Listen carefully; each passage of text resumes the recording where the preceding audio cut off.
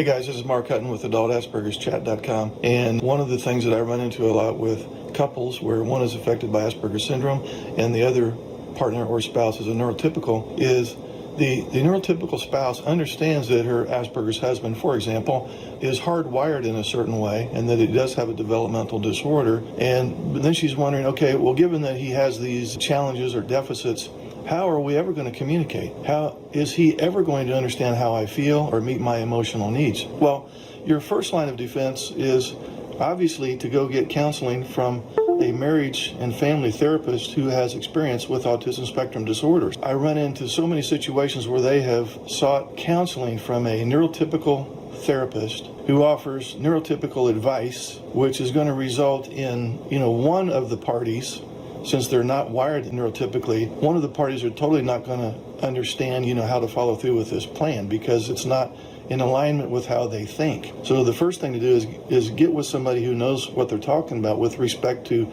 being sensitive to the partner with Asperger's syndrome, specifically the mind blindness issues, alexithymia, sensory sensitivities, executive function deficits, and so on. It would be a whole lot easier and a lot less painful to just go beat your head against a brick wall than to seek neurotypical advice from a neurotypical therapist and start employing neurotypical strategies in your marriage. If you've tried it, you know it doesn't work, okay? So there's so many things that can be done. I just want to mention two in this video here. One of the first lines of defense is when you are going to have a heavy-handed conversation with your Asperger's husband, you want to give him a heads up that there is going to be a conversation that might be a little stressful, so you don't hit him with a surprise, because people with Asperger's, they don't like change and they don't like surprises. The next thing you want to do when you come into this heavy-handed conversation that has the potential for stress and anxiety that can result in a fight, you want to view yourselves as team players. More specifically, you want to come into this conversation that has the potential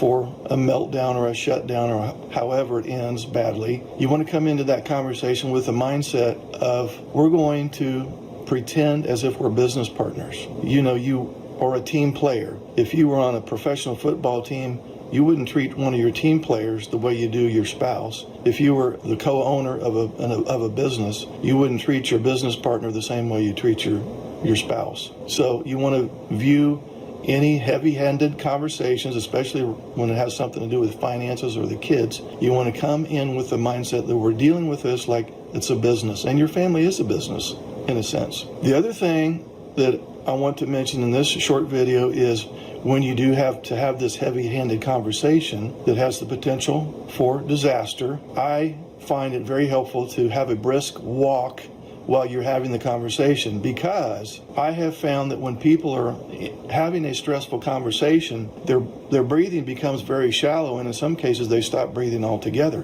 which just reinforces the brain's perception that there's really a threat at hand. So when you have a brisk walk, you're forced to breathe while you're talking, and there's something about breath work while you're having discussion that tends to keep things a little more on the even keel. You could think of it like this: you can't talk and take a drink of water at the same time. They're incompatible. And similarly, it's hard to have a really knockdown, drag-out fight when you're breathing fairly heavy. So something about oxygenating the brain does help bring the anxiety down to a more tolerable level where you still have a semblance of a rational brain as you're trying to discuss a particular problem and come up with a solution. So there's multiple things that can be done in a situation where your partner is limited, so to speak, when he has alexithymia issues, mind blindness, executive function problems, sensory sensitivities, and 3 or 4 other things that we could talk about that make it a real challenge for him to keep a rational head